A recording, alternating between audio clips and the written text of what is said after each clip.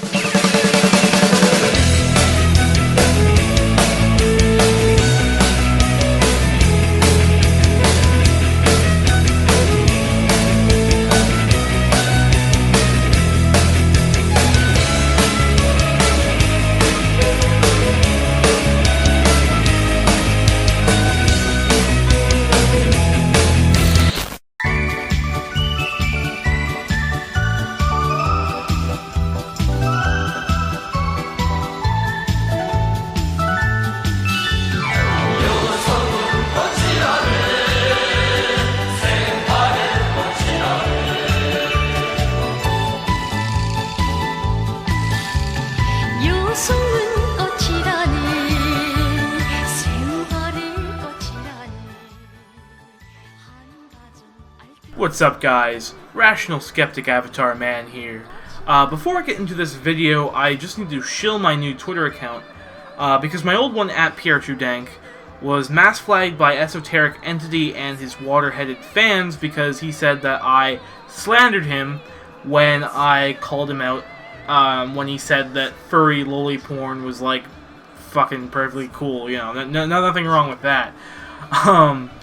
I'd show you that conversation, but like my Twitter got fucked, so you can't really see the exchange. Like my tweets would have been deleted, but I have a new Twitter which you can follow at Punished Pierre. So now, as you may know, Uzalu finally responded with the one sentence about 4 months ago. See, when it first came out, I intended on making a response video. But I wasn't really motivated to do so because the video was just fucking terrible. His main argument was entirely semantic, and the rest of the video was like an attempt at psychoanalysis. If you watch any of Uzalu's content, you will notice that almost all of his videos are entirely semantic, and usually entail a long set of definitions. In other words, Uzalu's videos have just about as much substance as Urban Dictionary. In fact, if you were to just go on Urban Dictionary, you would save a lot more time than if you were to bother watching one of his videos. And if you want to replicate the humor, just go on iFunny and type in SJW, and you have yourself a fucking Uzalu video. The main criticism of his video is essentially that I'm using the term cultural Marxism incorrectly. He then gets into a whole lot of academic arcana intended to demonstrate this point. He talks about the history of leftist philosophy, of many historical figures and what they proposed, and of the Frankfurt School, from where the term cultural Marxism purportedly originates. I mean, yeah, fuck, how dare I use things like, you know, sources and theory to debunk a claim. Sorry, I forgot, truly rational people sling around semantics and definitions to let XDDD own the opponent. If you want to know the specifics, his video's linked below, but the remarkable thing is, I don't need to. People were making all kinds of guesses as to how I'd approached this. Clancy himself even assumed that I was spending a lot of time researching leftist philosophy to try to beat him at his own game. It's rather telling that that's where his mind goes. Yeah, how fucking irrational of me that I had higher expectations than, you know, more semantics. I did see other people criticizing his academic arguments and his understanding of history, but I don't even need to go there. Despite all the guesses about my approach, no one even got close to guessing accurately. And it's so simple. Maybe too simple. This is why I knew, before I'd even finished watching the video, that I could debunk the main points in one sentence. But I didn't want to just blurt it out as one sentence on Twitter or YouTube or something, because though the sentence on its own makes sense, it makes much more sense and has much more of an impact if it's explained. That's what this video is for. Funny thing is, I actually gave you the answer already. In fact, I gave you the answer rather a long time ago. I didn't tell you it was the answer, but you'll kick yourself for not realizing. Remember this video released shortly after yours? Everything you need to know is in here. Well, this raging clue was likely enough even for you. So here we go, are you ready? Your argument relies on the conflation of two different usages of the term, the one I was using being context appropriate, so the most you can argue for is that my language choice makes my meaning unclear, which is seemingly refuted by the widespread reception and production of this usage of the term. Now I grant you this is a long sentence, I could have made it shorter, but I decided to put in extra detail instead. Now you see this argument is entirely based on semantics, and a narrative of, different meanings and context. I'll get to this in a second, but first let him explain his rationale. Okay, so let's explain this. Quote, "Communism is an extremely authoritarian system that killed tens of millions of people." End quote. Now what's wrong with that statement? Yes, my radical leftist friend, that's right, communism has never been tried. Right? Well, that's not really my position. I do think that what existed in the Soviet Union was socialism, but I think it was a very bureaucratic socialism, and it certainly had errors, some resulting from the material conditions which existed, and others being integral to the Soviet model itself. Now, I also dispute that the communist government killed whatever number of guerrillians that has been decided on this week, but, hey, that's a video for another day. Billions, billion, trillions, trillion, million, million, million, million, million, billion, 400 billion, trillion, million, billion, billion, billion, billion, trillions. Well, sort of. What you've done is conflated two different usages of the same term. One being the contextually obvious intended usage, and one being the usage that you find most accurate or useful. The speaker was using the term communism to point to the concept of governments like Stalin's, but since you interpret communism to mean something different, you attack them as if they're using the same concept as you, but just misapplying it. I'd be tempted to label this as dishonesty if it wasn't so clearly just folly. Insofar as your example goes, I will grant you that you are correct in that specific instance. Why? Because there are different ideological perceptions of what communism is. So in the example you gave, let's just say, okay, you have Jordan Peterson, he says communism killed 80, 100 bajillion people, okay? And then we have Libertarian Socialist Rants, he's like, that's not real communism. Real communism is stateless and classless, read Kropotkin, whatever. Now, we have Jordan Peterson, who's like a liberal, classical liberal, conservative, whatever, centrist, I don't know, a retard. And then we have Libertarian Socialist Rants, he's like an anarcho-communist type of guy, anarcho-syndicalist, whatever. Those actually are two different things. Anyways,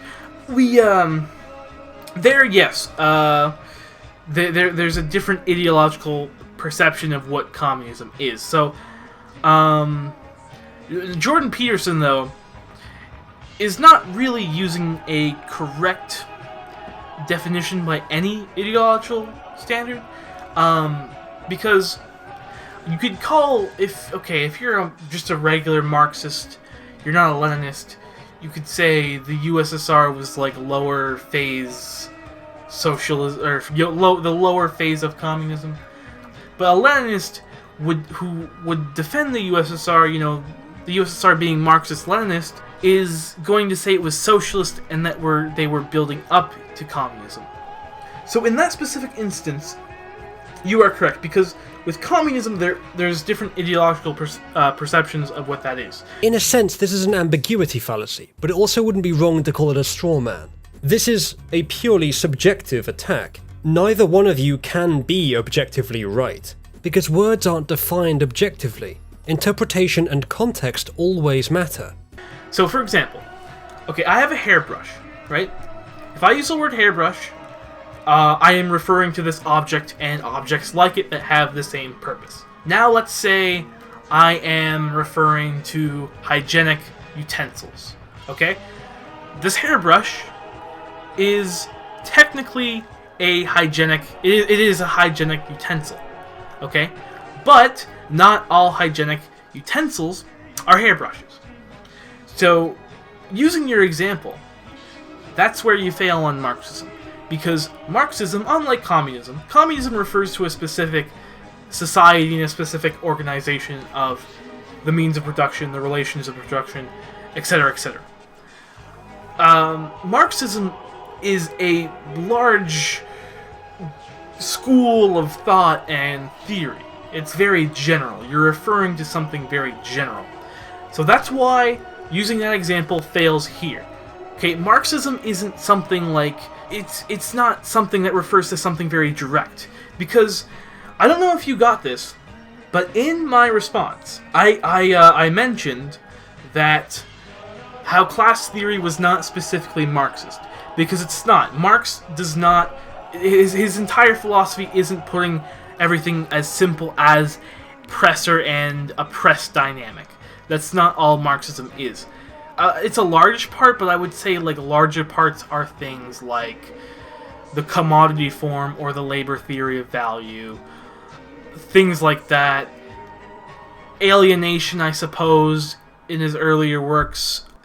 But again, you have this because you don't know anything about Marxism. You don't know shit about anything about Marxism. You see Marxism as, bourgeoisie, proletarian, XDDD, like this meme thing. So, therefore, that's why when you come across intersectionalist privilege theory, you instantly think of Marxism because in your mind, class theory and Marxism, they're one and the same.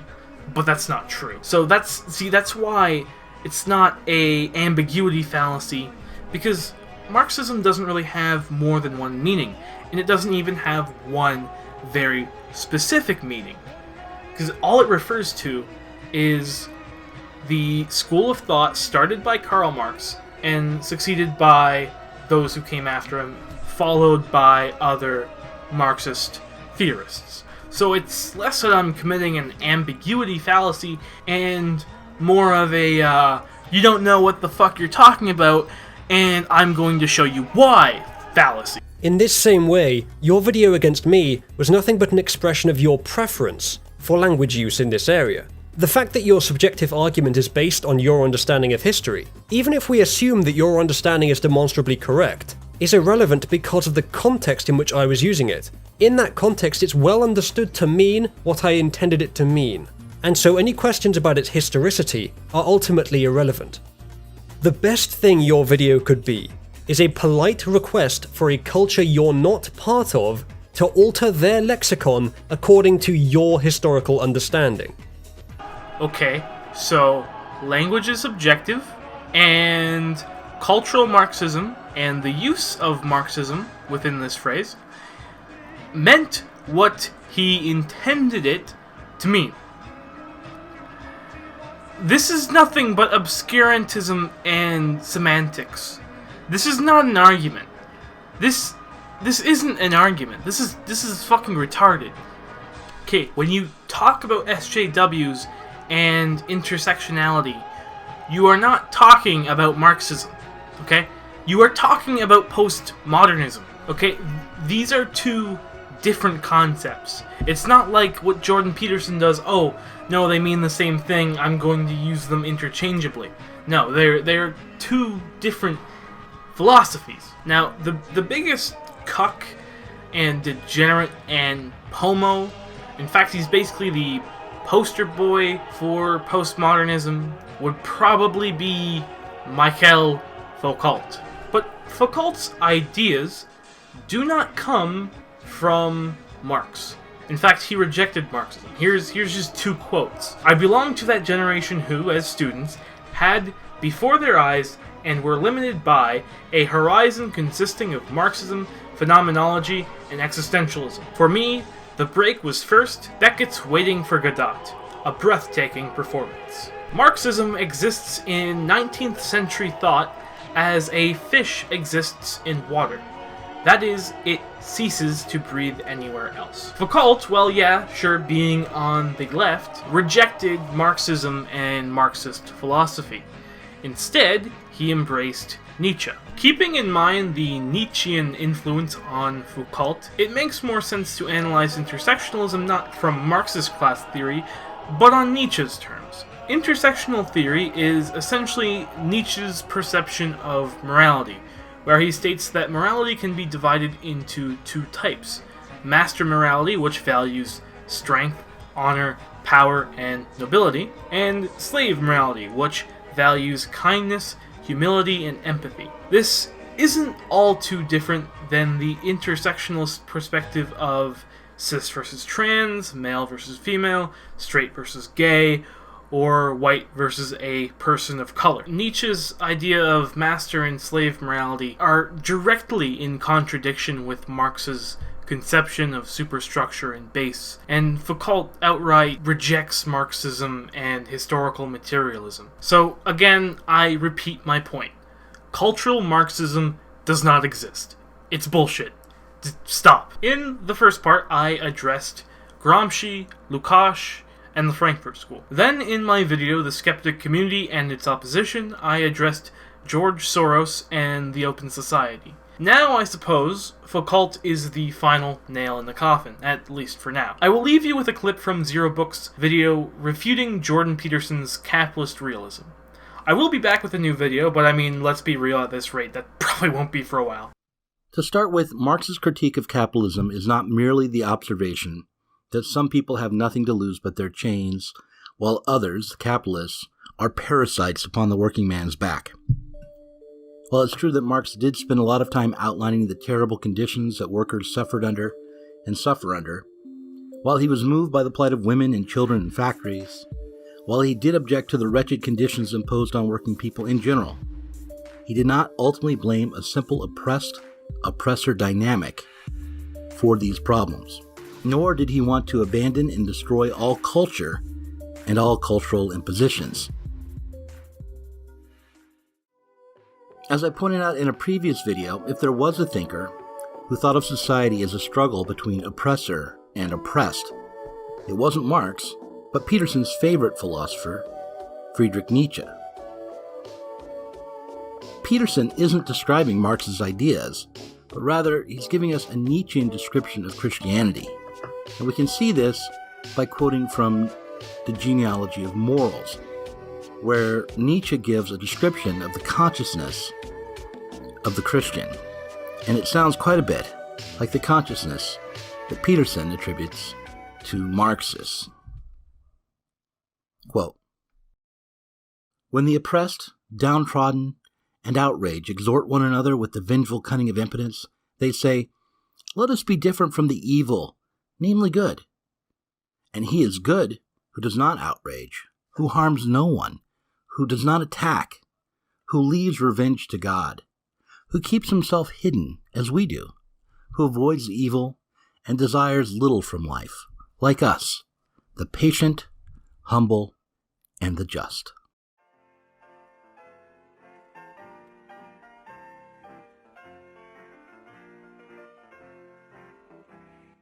What Peterson calls postmodernity would more rightly be called Christian morality. And the way he attaches postmodernism to Marx's ideas makes no sense, given that Marx believed in universalism, human reason, and human power. It's Nietzsche, and not Marx, who assumes that the ruling cultural ideas of any society can best be understood as imposed by sheer force of will.